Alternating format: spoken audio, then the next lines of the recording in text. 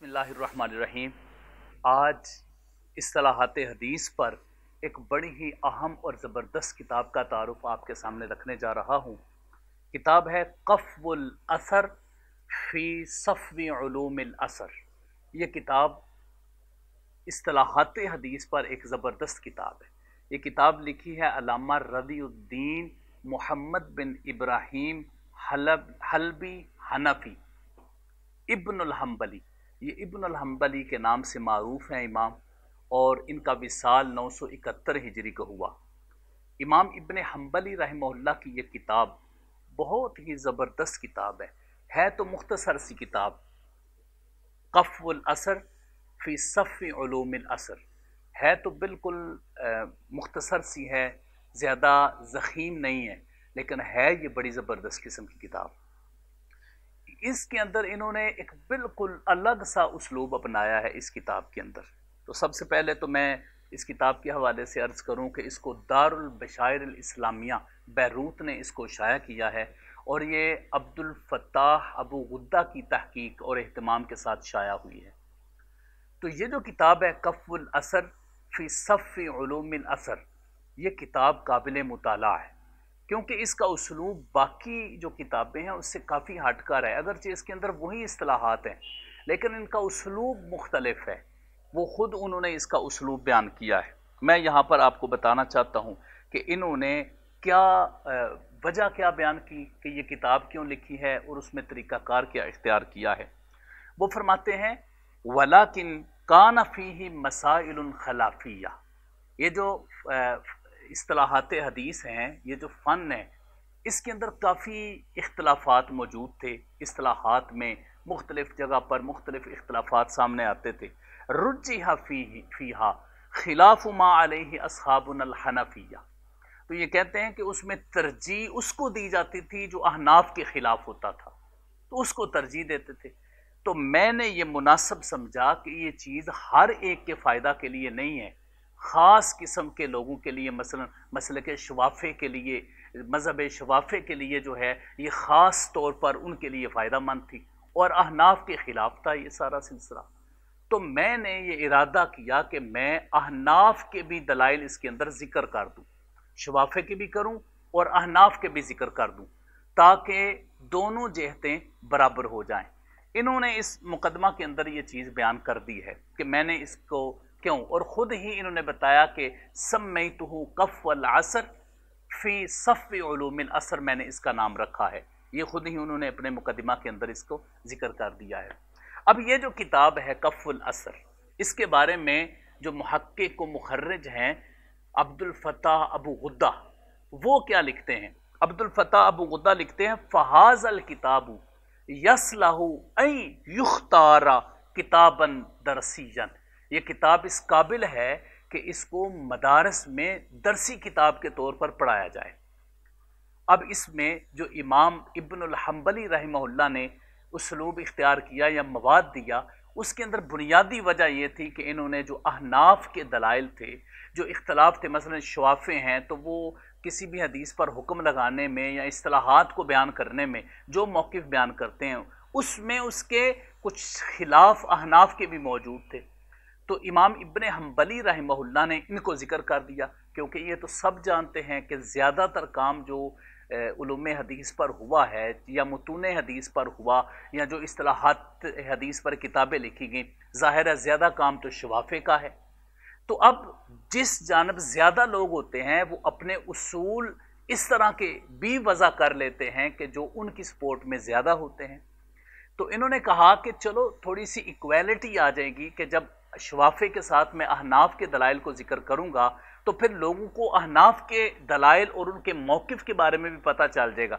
फिर दोनों चीज़ें जब सामने आएंगी तो एक तालिब इल्म या एक हदीस के अंदर रिसर्च करने वाले के लिए आसानी पैदा हो जाएगी। तो इस तरीके से इन्होंने ये किताब लिखी, और इसका मकसद ये था कि अहनाफ के दलाइल भी सामने आ जाएं। चूँकि वो ख़ुद हनफी थे तो इसलिए उन्होंने जगह जगह पे इख्तलाफात बयान किए कि शवाफ़े के नज़दीक ये है, मालकिया के नज़दीक ये है, और अहनाफ के नज़दीक ये है। अब उन्होंने जो उसलूब इसमें इख्तियार किया है वो उसलूब क्या है, वो भी मैं आपके सामने रखना चाहता हूँ। बुनियादी तौर पर तो ये 123 सफ़ात पर मुश्तमिल ये एक किताब है, ठीक है। جس کے اندر انہوں نے یہ سارا بیان کیا اور جو اسلوب سامنے رکھا۔ تو پہلی بات یہ ہے کہ انہوں نے جو بھی اصطلاح بیان کی اس کی بہت زیادہ تفصیل میں نہیں گئے، اختصار کے ساتھ یہ اصطلاح بیان کی، جو ضروری چیز سمجھی اس کو بیان کر دیا، اور جہاں جہاں پر اختلاف کو سمجھا اس کو بیان کر دیا۔ لیکن یہ آپ کہہ سکتے ہیں کہ مختصر کتاب ہے، مگر اس فن کی ایک جامع کتاب ہے اختصار کے ساتھ۔ پھر اس کے بعد اس کا یہ بھی خاصہ ہے کہ وہ احناف کے دلائل کو ذکر کرتے ہیں، تو پھر وہ کہتے ہیں کہ عند الاحناف مختار قول یہ ہے، یا وہ کہتے ہیں عندنا ہمارے نزدیک یہ مسئلہ ہے۔ مالکیہ یا شوافع یا حنابلہ کا بیان کرتے ہیں اور ساتھ پھر یہ کہتے ہیں کہ عندنا ہمارے نزدیک، یا ہمارے اصحاب کے نزدیک، یا احناف کے نزدیک اس کا حکم یہ ہے۔ مثال کے طور پر جب وہ مرسل کا حکم بیان کرتے ہیں تو کہتے ہیں کہ صحابی کی مرسل میں تو سب کا اتفاق ہے، اور باقی مراسیل میں احناف مالکیہ یہ ایک طرف ہیں اور شوافع ایک طرف ہیں۔ امام شافعی رحمہ اللہ مرسل کی قبولیت کے لیے کچھ شرائط رکھتے ہیں، تو ان چیزوں کو بھی انہوں نے مرسل کی بحث کے اندر ذکر کر دیا۔ پھر اس کے بعد باقی ائمہ کا جہاں جہاں اختلاف ہوتا ہے اس کو بھی وہ مینشن کر دیتے ہیں اس کے اندر۔ تو دوسرا یہ ہے کہ جب یہ کسی بھی چیز کی تعریف بیان کرتے ہیں، مثلا کوئی ایک اصطلاح ہے، متواتر ہے، مشہور ہے، عزیز ہے، غریب ہے، دیگر اصطلاحات ہیں، جب ان کو بیان کرتے ہیں تو یہ عبارات زیادہ تر یہ اسلاف کی کتابوں سے لیتے ہیں۔ اس کی ایک بڑی وجہ ہے، اس کی بڑی وجہ یہ ہے کہ یہ جو ان نے کتاب لکھی ہے کف الاثر فی صف علوم الاثر، یہ انہوں نے مواد کہاں سے لیا ہے، کہاں سے اصطلاحات لی اور کیسے اصطلاحات لے کے تو ان کو اس کتاب کے اندر جمع کیا، اس کا اظہار بھی انہوں نے خود کتاب کے اندر کیا ہے۔ اور ان کی عبارات سے بھی پتہ چلتا ہے کہ انہوں نے بنیاد جس کتاب کو بنایا ہے وہ شرح نخبۃ الفکر امام ابن حجر اسقلانی رحمہ اللہ کتاب ہے، اور وہ جو نزہۃ النظر ہے یا نخبۃ الفکر ہے اس کی شرح ہے، شرح نخبۃ الفکر، اسی سے انہوں نے کافی زیادہ مواد لیا ہے۔ اور ان کی جو آگے شروحات ہے، چونکہ نخبۃ الفکر کی بہت زیادہ آگے شروحات موجود ہیں، تو انہوں نے امام ابن حجر اسقلانی کی شرح نخبۃ الفکر کو بھی لیا اور اس کی آگے جو شروحات لکھی گئی تھی ان کو بھی سامنے رکھا، اور ظاہر ہے وہ بھی خلاصہ ہے، اور انہوں نے بھی استفادہ کیا ہے۔ کس سے کیا ہے؟ امام ابن صلاح کی مقدمہ سے۔ تو آپ یہ کہہ سکتے ہیں کہ اس کتاب کے اندر جو مواد ہے وہ شرح نخبۃ الفکر اور اس کی جو شروحات ہیں یا اس کی تفصیلات ہیں یا اختصارات ہیں ان سے بھی استفادہ کیا، اور امام ابن صلاح کی جو مقدمہ اور مقدمہ کی جو آگے شروحات اور اختصارات ہیں ان سے بھی استفادہ کیا۔ یہ ساری کتابیں انہوں نے بنیادی طور پر اپنا مقصد بنایا ہے، اور پھر انہوں نے ظاہراً نام بھی ایسا ہی رکھا ہے کہ یہ جتنا بھی پہلے کام ہوا ان کی اتباع میں نے یہ کتاب لکھی، یعنی وہ کام سارا سامنے رکھا اور انہی سے ہی استفادہ کیا اور یہ کتاب لکھی۔ تو شرح نخبۃ الفکر اور مقدمہ ابن صلاح اور ان کی آگے جو شروحات و اختصارات ہیں یا تفصیلات ہیں ان سے استفادہ کر کے انہوں نے یہ کتاب لکھی۔ تو اس لیے یہ جو عبارات ذکر کرتے ہیں یہ پہلی جو کتابیں ہیں ان کے اندر یہ عبارات موجود ہوتی ہیں، ان کو لے کر پھر آگے جو اختلاف ہوتا ہے اس کو واضح کرتے اور بتاتے ہیں کہ احناف کے نزدیک اس کا کیا حکم ہے۔ تو اس میں کوئی شک نہیں کہ انہوں نے امام ابن حجر اسقلانی رحمہ اللہ سے زیادہ استفادہ کیا ہے، کیونکہ 971 کو ان کا وصال ہے، اور امام ابن حجر اسقلانی رحمہ اللہ کا تو اس سے بھی پہلے کا 852 ہجری کو ان کا وصال ہے۔ تو انہوں نے امام ابن حجر اسقلانی رحمہ اللہ جو قریب کے تھے ان کے دور کے، ان کی کتابوں اور شروحات اور باقی دیگر شروحات سے استفادہ کیا ہے۔ اس کے علاوہ کبھی کبھی جب یہ ضرورت محسوس کرتے ہیں تو اپنی کتاب کے اندر اشعار بھی لے کے آ جاتے ہیں تاکہ وہ بات واضح ہو جائے۔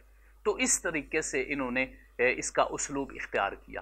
اب اس کے اندر جو انہوں نے مباحث ذکر کی ہیں اصطلاحات کی، وہ کون سی ہیں؟ ان میں سے چند ایک: حدیث متواتر ہے، خبر احاد ہیں، حدیث صحیح ہے، حسن ہے، ضعیف ہے، موضوع ہے، اور سقوط راوی اور طعن راوی کے اعتبار سے جتنی اقسام آتی ہیں، مثال کے طور پر معلق ہے، معدل ہے، مرسل ہے، اور اس کے علاوہ طعن راوی کے اعتبار سے بھی جتنی اقسام ہوتی ہیں، پھر مرفوع، موقوف، مقطوع، سند عالی، نازل، روایت الاکابر عن الاصاغر، تحمل و اداء حدیث، جو 8 تحمل و ادائے حدیث ہیں وہ بھی انہیں ذکر کیے، جرح و تعدیل، طبقات الروات، الاسماء والکنا، انساب، موالی، آداب محدث و طالب، حدیث الرحلہ اور سبب ورود الحدیث جیسی زبردست قسم کی ابحاث انہوں نے اس کتاب کے اندر ذکر کی ہیں۔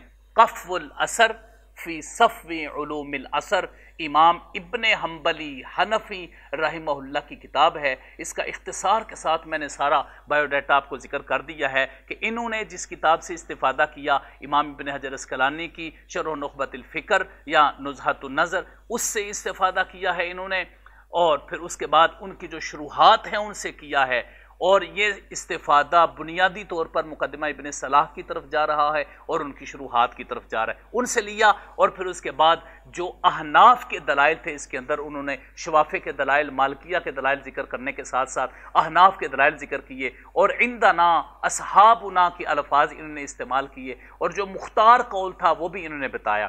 تو اس حوالے سے یہ کتاب اس فن کی بڑی دلچسپ کتاب ہے، بڑی زبردست کتاب ہے، جو یہ چاہتا ہے کہ ان کو چاروں ائمہ کے جو دلائل ہیں اور ان کے موقف ہیں وہ بھی معلوم ہو جائیں، تو وہ اس کتاب کا مطالعہ کریں، اور جو انہوں نے مصادر بنائے وہ بھی اس حوالے سے پختہ مصادر ہیں۔ الحمدللہ امام ابن حنبلی رحمہ اللہ کی جو عظیم شان کاوش ہے، دعا کرتے ہیں اللہ رب العزت ان کے درجات کو بلند فرمائے اور ان کی اس کاوش کو درجہ قبولیت عطا کر کے ان کو اس کا بہترین اجر عطا فرمائے، تاکہ یہ کتاب مدارس کا حصہ بنے، یہ کتاب علماء کے مطالعہ کا حصہ بنے، اور اس میں جو کمیاں باقی اصطلاحات حدیث میں مختلف مذاہب کے نقطہ نظر کو ذکر کرنے سے ہیں وہ انہوں نے کافی حد تک پوری کرنے کی کوشش کی ہے۔